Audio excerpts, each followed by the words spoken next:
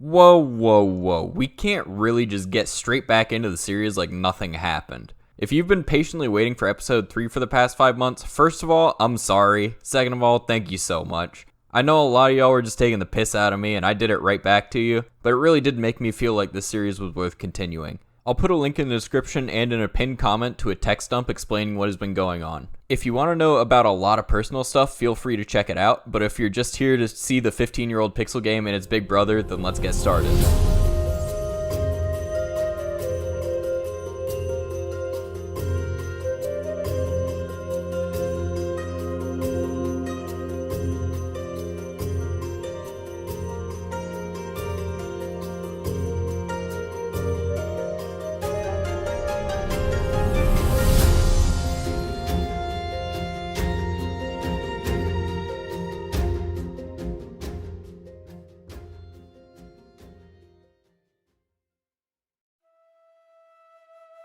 So in the last episode, I teased that we were going to be doing Underground Pass this episode. Underground Pass is huge for the Old School account as it's going to unlock Iban's staff, which is the only staff in the game that can cast Iban Blast, a spell with a max hit of 25, with the only cost being 5 fire runes, 1 death rune, and an occasional staff recharge.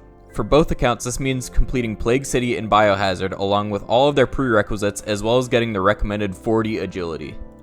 Just give me a second here.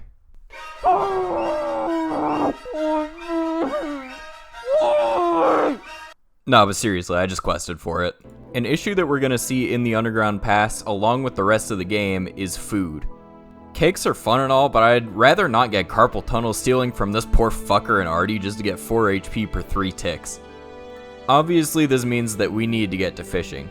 Lobsters are a pretty standard food for early accounts, and for really good reason. 12 HP is going to be really solid for a good amount of time. This is less true for the RS3 account though.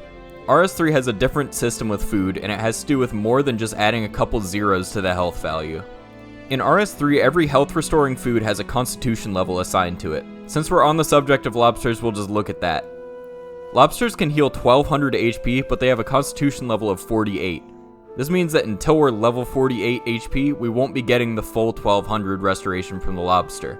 Now, we honestly aren't that far below 48 at this point, so it won't really matter to us right now, but as the accounts get further along, the Old School account is probably going to get higher fishing sooner, because it can get full use of any food in the game at any point.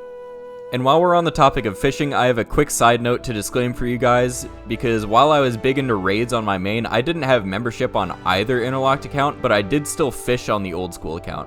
I was fishing lobsters, then swordfish, and banking them with the Entrana ship deposit box. You won't see my current fishing level or food situation in this video, but I just wanted to get that out of the way for continuity's sake. A side note to the side note, while I was editing this video, I did fish a lot on RS3, so you'll see that level at the beginning of episode 4. The next requirement to get out of the way was going to be a range level of 25 for Underground Pass. On both accounts, I wanted to do the Death to the Dorgeshin quest, unlocking access for a low-level reliable ranged weapon in the bone crossbow, and while I did it on the RS3 account, I think I got bored or something on the Old School account, because the next clip I have is getting 25 ranged on cows and yeeting myself straight into Underground Pass. Quick side note, again, God, there's a lot of side notes in this video. After recording the voice lines for this episode and started editing, I found a Dorgeshin crossbow in the Old School account's bank, so I went to go check if I had completed the quest, and I did. Don't ask what happened to the clip because I have no fucking idea. Anyways, back to Underground Pass. Now, anyone who's ever done the quest will be able to tell you that Underground Pass is a goddamn nightmare. I don't know who at Jagex decided that it was cool and fun to allow you to just fail agility obstacles in quest areas regardless of any factors that the player can control, and I don't know if they still work there, but first of all, they shouldn't, and second of all, that's a lie. I know they still work there. Monkey Madness 2 is a fucking thing. So I thought something that would help ease the suffering of this whole area would be a little song from my friend.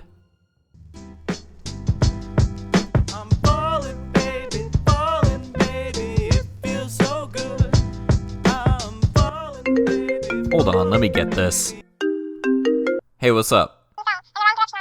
Yeah, I'm using Jimmy's music. I said in the last video in that little shortcut that I'm Team Jimmy. Fuck settled and everything. Well, what do you mean I can't do that? They obviously hate each other. Well, yeah, it's a little bit convenient that they show up in each other's shit all the time. Look, I gotta get back to you on this. I have to leave this fucking cave because I ran out of food, alright? Fuck, I hate that guy. And after all of that, it was finally over. I had Iban staff on both RS3 and Old School, one of the best early weapons possible for the Old School account, and a damn respectable early staff in RS3. At this point, I was now ready to do something. I'm not gonna lie, guys, at this point, I was like, I'm gonna get the Iban staff and run Barrows, without actually considering that, like, Barrows takes other supplies, and a decent ranged weapon that I can self-sustain for Old School, and probably better combat stats. This realization that I had set a goal that was realistically much farther away than I had anticipated was part of the reason I stepped back from the series so abruptly, and it's a huge factor in why the next few clips I'm going to show you are all over the place. So on RS3, after completing Underground Pass, I immediately set out for Anachronia, more commonly known as Fossil Island. Fossil Island is a relatively new piece of content in RS3, dropping in the summer of 2019, and with it came some high-level hunter activities, high-level agility activities, a new Slayer Master, and other assorted goodies that we'll actually be able to get into now, so I'll go over them more in depth. First of all, I started setting up my base camp, which essentially turns the center of the island into what you would normally expect from most cities in-game, with a bank, a teleport, etc.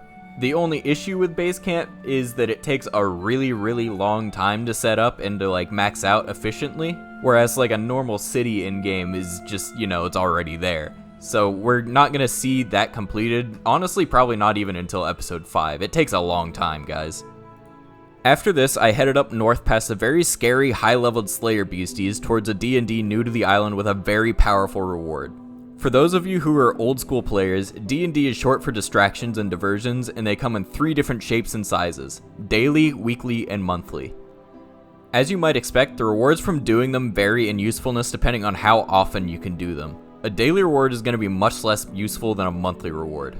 The main reward I'm looking at for the weekly Anachronia D&D, which is called Herbie Werby, Herbie fucking Werby, boys, is the herb sack. It's pretty self-explanatory, to be honest. It's just a sack you put your ganja in on Slayer tasks and shit, but it makes you bank so much less often that I'm going to be grabbing it immediately on RS3 and as soon as humanly possible on Old School. It only requires 2 weeks worth of points to buy, and I did 1 week of it before I took my hiatus, so as soon as I can bond up the accounts again, the herb sack is going to be mine.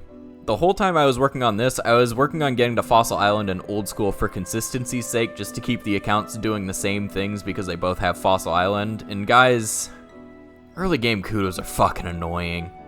I honest to god never even made it to Fossil Island in the footage that I have. It's just so much cleaning these stupid fucking relic things, and oh god, that's a skill now. That's a thing that exists in RS3, and my end goal as a series is to have 2 maxed accounts. I have to do that for 99 level. That's a 120 level skill. Where's the agility boost? We gotta slap a new label on that.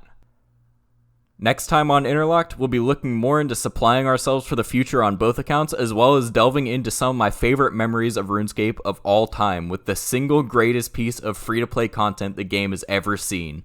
I'll see you guys next time, and hopefully it won't be 6 months again.